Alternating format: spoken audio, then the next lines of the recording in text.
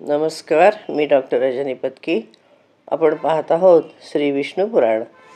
कौरवांनी सांबाला बंदिवान केलं होतं आणि त्याला सोडवण्यासाठी श्री बलराम आले होते. त्यावेळेला त्यांनी बलरामांचा अपमान केला. श्री पराशर ऋषी म्हणतात, असा अपमान करून कौरवगणांनी निश्चय केला की आम्ही कृष्णपुत्र सांबाला सोडणार नाही आणि त्या हस्तिनापुराला निघून गेले. त्यानंतर हलायुध श्री बलरामाने त्यांनी जो त्यांचा तिरस्कार केला होता, अपमान केला होता, त्यांनी भयंकर त्याला क्रोध आलेला होता आणि त्यांनी मत्त होऊन त्यांनी इकडे तिकडे पाहत पृथ्वीला जोरात लाथ मारली. महात्मा बलरामाच्या पादप्रहाराने पृथ्वी फाटली आणि ते इतका शब्द असा गंभीर आणि मोठा शब्द झाला की सगळ्या देशांच्यामध्ये तो गुंजला. शब्द तो सगळीकडे उमटला आणि सगळ्यांना कंपायमान करायला लागला. तेव्हा लाल लाल नेत्र आणि भुकुटी आपली एकदम वरती करून, अहो या सारहीन दुरात्मा कौरवांचा कसला हा राजमदाचा अभिमान आहे. कौरवांचं महिपालत्व स्वतः सिद्ध आहे आणि आमचं सामायिक असं म्हणून आज जे महाराज उग्रसेनाची आज्ञा मानत नाहीत किंवा त्याचं उल्लंघन करतात, आज राजा उग्रसेन सुधर्मा सभेमध्ये स्वतः विराजमान होते. त्यामध्ये शचीपती इंद्रसुद्धा बसू शकत नाही त्यांच्यासमोर. पण या कौरवांचा धिक्कार आहे, ज्यांनी शेकडो मनुष्यांचं उच्छिष्ट असलेल्या राजसिंहासनामध्ये इतकी तुष्टी आहे, ज्यांच्या सेवकांच्या स्त्रियासुद्धा पारिजात वृक्षाची पुष्पमंजरी धारण करत आहेत, ते सुद्धा ह्या कौरवांचे महाराज नाही आहेत का? हे कसं आश्चर्य आहे.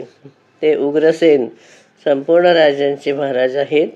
आज मी एकटा या पृथ्वीला कौरवहीन करीन आणि द्वारकापुरीला जाईन.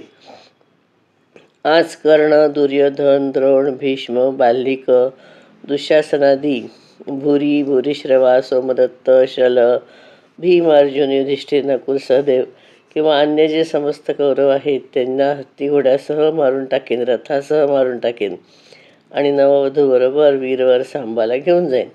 द्वारकापुरीमध्ये जाईन आणि उग्रसेन वगैरे सगळ्या बंधू बांधवांना मी पाहीन. किंवा समस्त कौरवांच्या सहित त्यांचं निवासस्थान ह्या हस्तिनापूर नगरालाच मी उचलून घेऊन जाईन किंवा गंगेमध्ये फेकून देईन.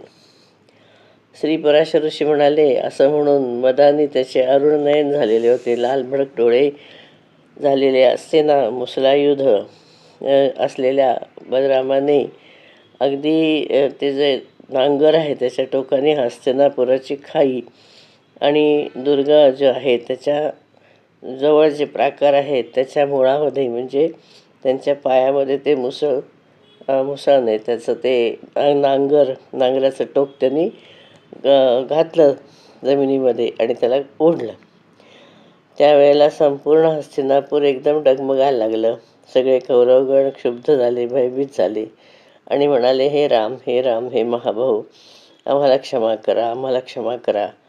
हे मुसलायुध, आपला कोप शांत करून प्रसन्न व्हा. हे बलराम, आम्ही आपल्याला पत्नीसहित या सांबाला परत देतो.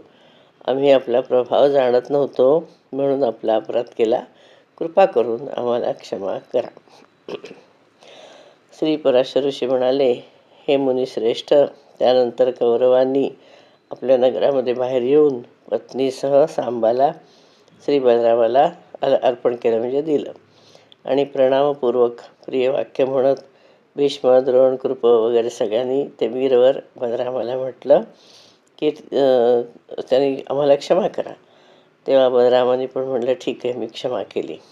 हे द्विजमैत्रेया, यावेळेला सुद्धा हस्तिनापूर गंगेच्या बाजूला थोडंसं झुकलेलं असं दिसतं.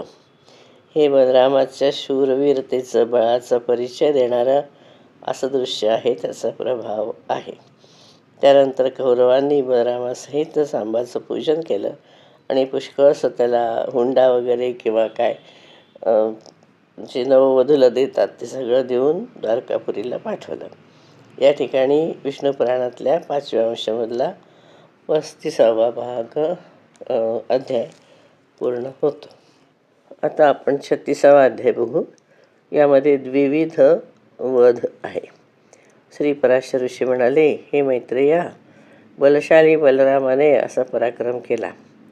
आता त्याने आणखीन एक जे कर्म केलं ते सुद्धा ऐक, म्हणजे त्याचं कार्य पराक्रमाचं. द्विविध नावाचा एक महावीरशाली वानरश्रेष्ठ होता. तो देवविरोधी दैत्यराज नरकासुराचा मित्र होता.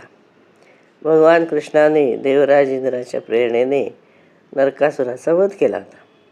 म्हणून तो वीर वानर द्विविध होता. त्याने देवतांच्या बरोबर वैर केलं आणि त्याने निश्चय केला की मी मर्त्यलोकाचा क्षय करून देईन आणि या प्रकारे यज्ञयागांचा उच्छेद करून संपूर्ण देवतांच्या ह्या कार्याचा मी बदला घेईन.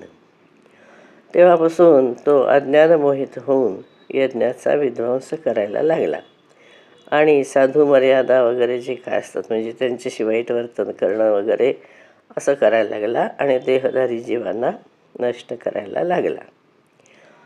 तो वन, देश, पुरं आणि वेगवेगळ्या गावांना जाळून टाकत होता. कधी पर्वत त्यांच्यावर फेकत होता, गावांचं चूर्ण करत होता. कधी पहाडांची जे मोठे मोठे शिखरं आहेत ते उकडून समुद्राच्या जलामध्ये टाकत देतात. त्यामुळे समुद्रसुद्धा जमिनीवर घुसत होता आणि सगळं नष्ट करत होता. हे द्विज मैत्रेया, त्याने क्षुपित झालेला समुद्र त्याच्यावर उंच उंच लाटा उठत असेत. अतिवेगाने युक्त व्हायच्या त्या आणि तीरवर्ती ग्राम वगैरे पुरं त्याला डुबून द्यायचे, म्हणजे सुनामीसारखं. तो कामरूपी वानर मोठं रूप धारण करायचा आणि मग परत जायचा. मग आपल्या काहीतरी ते म्हणजे असं ढकलत ढकलत काहीतरी न्यायचा आणि संपूर्ण धान्य वगैरे जे शेत आहेत त्या शेतामध्ये काहीतरी असं मोठं ढकलत नेऊन ते नाहीसं करत होता, नष्ट करत होता. हे द्विज मैत्रेया, त्या दुरात्म्याने अशा प्रकारे संपूर्ण जगताचा स्वाध्याय आणि वशटकार यांच्यापासून शून्य केलं होतं. म्हणजे काहीच करता येत नव्हतं. संध्या वगैरे यज्ञयाग असं काही करता येत नव्हतं, अभ्यास करता येत नव्हता असं. त्यामुळे ते सगळे जग अतिशय दुःखमय झालं होतं. एके दिवशी बलरामाने रैवत उद्यानामध्ये क्रीडा करताना मद्यपान केलं होतं. तेव्हा महाभागा रेवती आणि अन्य दुसरी सुंदर स्त्री आपण त्यांच्याबरोबर होत्या दुसऱ्या. त्यावेळेला यदुश्रेष्ठ बलरामाने मंदराचल पर्वतावर कुबेराच्या सारखं ते रैवतावर, म्हणजे रैवत म्हणजे जणू काही मंदराचल पर्वत आहे असं, तर त्या ठिकाणी तो सगळा विहार करत होता, आनंद घेत होता.